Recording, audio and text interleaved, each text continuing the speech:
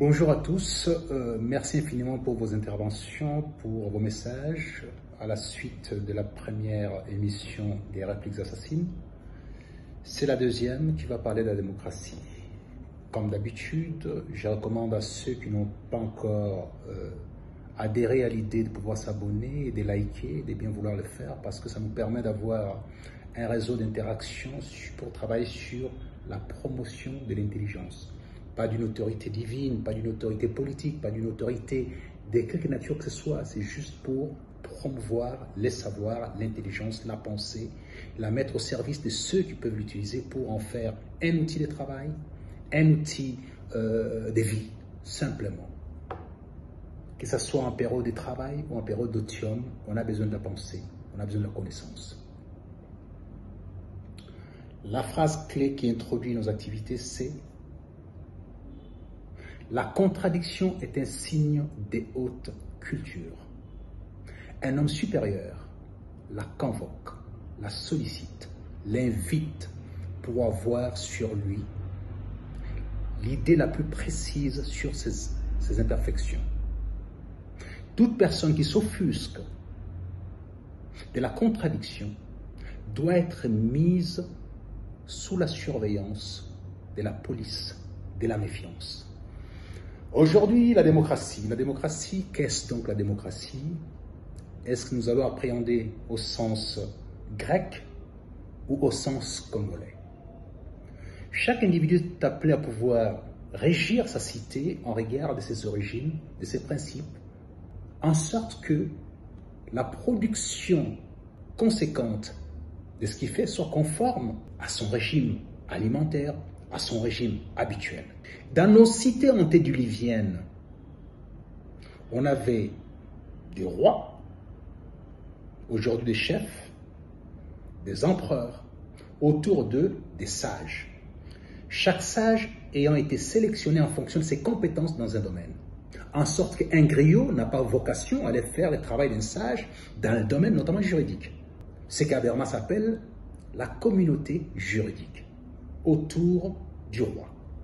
Frobenius nous rappelle, c'est un Allemand, qu'après avoir fait des études minutieuses, notamment dans l'espace Kassai, il a trouvé que cette organisation était ferme, structurée. Malheureusement, on l'a dépouillée de toute sa substance. La notoriété des saltimbanques, la notoriété de la rue et du bruit, ce n'est pas de la notoriété. C'est la nocivité qui ne peut pas construire une cité. La célébrité dans l'insulte, dans les attaques, ne construit rien. La preuve, quelles sont les règles juridiques qui ont été proposées par ces gens qui aujourd'hui président à notre destinée? Aucune. Donc, nous devons revenir aux fondamentaux. Les meilleurs enfants de la République sont censés pouvoir piloter la République. Et pour cela, il faut un creuset qui permet de pouvoir évaluer, porter les choix, par ces processus démocratiques, qui est un frein au développement. Les triptyques socratiques nous disent ceci: raison, vertu, bonheur. Ça veut dire quoi exactement? Il faut les hommes emplis de la raison, capables de produire des textes raisonnables. Mais ces gens doivent être vertueux. Ainsi, on peut espérer au bonheur de la population de la cité et de son développement. Raison, vertu, bonheur. Je rappelle au passage que depuis Platon à ces jours, en fait quand on parle Platon, on ne parle jamais du souverain de l'époque. Pourquoi?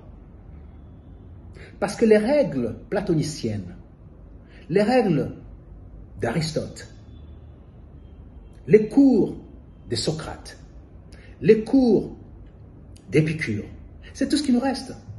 Mais toutes les notoriétés financières, d'autorités politiques, on ne s'en souvient nullement. Pourquoi? Parce que la raison demeure, les pouvoirs humains passent. Je propose la 4e République. Alors, j'ai rédigé un manifeste que je mettrai à la disposition du public le moment venu. J'attends encore la discussion avec certaines de mes relations. J'en ferai quelques conférences pour dire qu'il nous faut pour rester dans l'idée de la démocratie, au sens où on entend aujourd'hui. 2 partis politiques, social-démocratie et les libéraux conservateurs de l'autre côté, financés par l'État, et un mécanisme de sélection sur les mérites, pas sur l'argent. Il est inacceptable que seuls ceux qui ont des moyens financiers peuvent prétendre piloter des partis politiques et par conséquent s'ériger au sommet avec leur famille. Et que les meilleurs enfants de la République n'aient pas droit au chapitre au motif qu'ils n'ont pas l'argent nécessaire pour le faire. Les pays va à volo. Les pays va disparaissant. Au motif qu'il faut honorer les saltimbanques et les milliardaires. C'est mon pays. C'est le pays de mes ancêtres. Et je ne peux concevoir, ne pas dire un mot comme si ça appartenait à quelqu'un. C'est une propriété privée d'une personne ou d'une autre, d'un groupe de personnes. C'est inacceptable. Et par conséquent, revenons à la raison. La méritocratie est la seule solution à nos problèmes. Comme la Chine, c'est la méritocratie. Aujourd'hui, première puissance économique mondiale. Hier, 17e, c'était déjà la première puissance mondiale. Les gens pensent que c'est aujourd'hui. Non, c'est une civilisation qui a toujours mis en exergue la méritocratie. Le modèle occidental n'est pas totalement applicable à nous. Notre modèle est celui de tout temps, depuis la nuit des temps, dans nos cours, dans nos chefferies, liées à la méritocratie. Un griot, un saltimbanque n'a pas vocation à gérer la cité.